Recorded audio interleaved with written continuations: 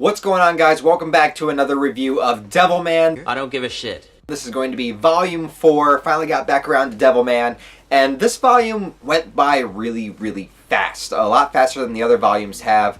And I think primarily that's because it's mostly showcasing what's happening in the rest of the world and not so much delving into Devilman himself and everything that's going on with Akira and Rio.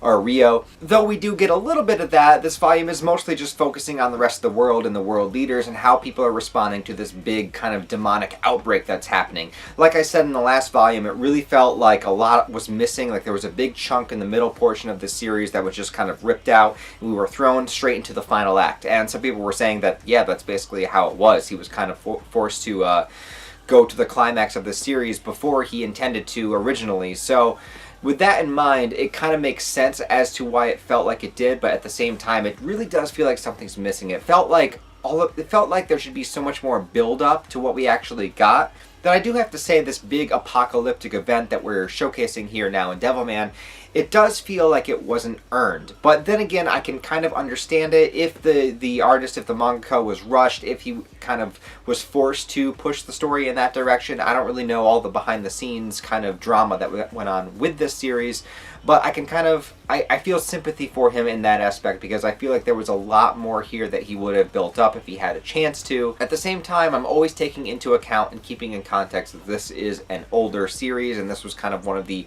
original darker seinen mangas that came out, and definitely one of the more classic and appreciated ones amongst them. And so I'm always keeping in check and not trying to compare or contrast it to any other manga, but just take it on its own merits and try to think about the time period in which this came out.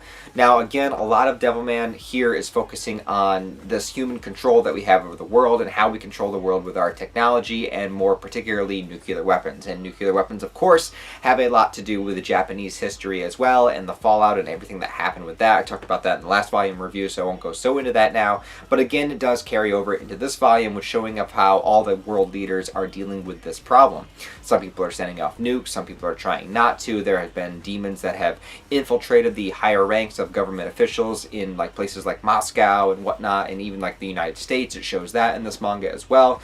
So it's really like gone global. Instead of just taking place in this like tiny town in the middle of Japan, it's now become a global manga with a global pandemic problem. And I couldn't help but draw comparisons between the pandemic stuff that we're experiencing now in the world in 2020 to back in the 70s when this came out or whatever, because it deals again with the kind of hysteria and paranoia that people have, especially against one another, and kind of going into this tribalism mentality that I talk about sometimes, and this my team versus your team. Because there's a scene in particular where a scientist is trying to do experiments on these devil creatures. He's actually not even doing it on the really bad ones, he's doing it on the other devil men, because Devilman Akira realizes that there are other people out there that would have had a pure heart, or a purer heart, that got infected with this demon kind of outbreak that's happening, this big epic merger that's happening across the world. So obviously there would be other characters like him, basically assembling like a Justice League of Devilmen, which is super cool.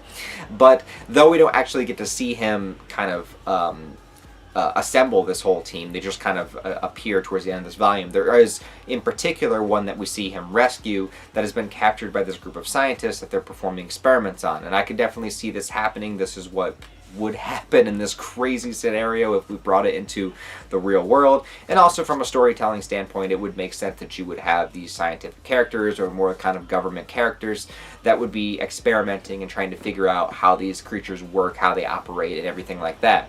And what they find out is that all of them have a very different genetic design, which I really like that concept, because if it's all about merger, it's about merging and finding, you know, the dominant traits, the dominant personalities of whatever they're merging into, whether it's an animal or a human or anything like that. They would all essentially be different species, different genetic creations, you know, so they all wouldn't be the same.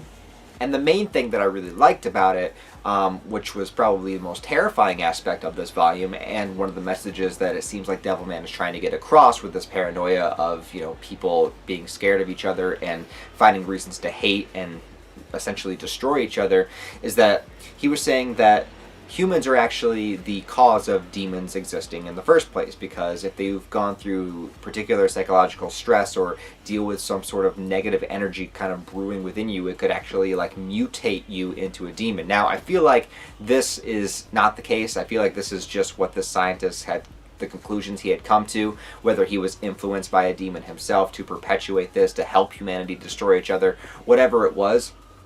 I like the idea that he made this big statement that, like, look, if there's any kind of a big group of people that would have a reason to hate or have a reason to have this kind of horrible negative energy within them, then they are at risk at becoming a demon in the first place.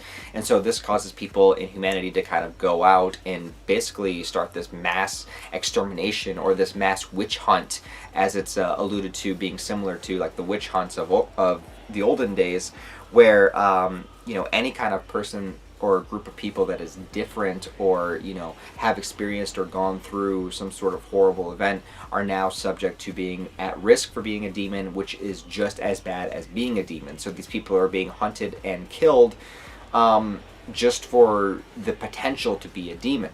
And this of course covers all the ideas and themes of like prejudice and racism and stuff like that, and separation of human beings, and our paranoia and our first instincts to hate somebody that's moderately different than us, rather than try to understand our differences and work together and create basically an actual merger of kind of cultures and ideas moving forward with humanity. Instead, we just use those as barriers and walls to put up so that we continue to dislike each other for particular reasons. So it's a theme that's thrown in there along with everything happening on a global level. I feel like the creator of Devilman, sorry, the manga's name escapes me for the moment, but I feel like he's basically trying to say that, people, instead of coming together, we always find these reasons to hate each other. And as we advance in our technology, that doesn't mean that our fear of each other goes away. In fact, it could actually increase and then becomes even more dangerous at just eradicating us as a species, because we have this crazy advanced technology like nuclear weapons that can destroy each other, and we haven't even gotten over our differences of just being from a different place or culture or race or whatever it is. So there's some deep shit in here. Now, everything that's going on with our main characters, Akira and Ryu, Akira does try to go out and face this kind of demon epidemic that's happening across the world, and he winds up getting defeated by some sort of psychic character. I don't know, I didn't really understand this part too well, because he was defeated by her and then he kind of woke up back in Ryu's house. So I didn't know if Rio, I didn't know if Rio had something to do with that, or if he's got something going on behind the scenes, because he seems to be like, well, first of all, he is saying that he doesn't want Akira to go out there and just get killed, because he's going to be the savior, right? So just let humanity be what it is, like let humans and demons fight each other, let humanity kind of die off, and then you can go out and defeat what's left. So Rio's basically saying that he doesn't care what happens to humanity right now, that we can kind of reclaim it later. So it seems to me that there's obviously something else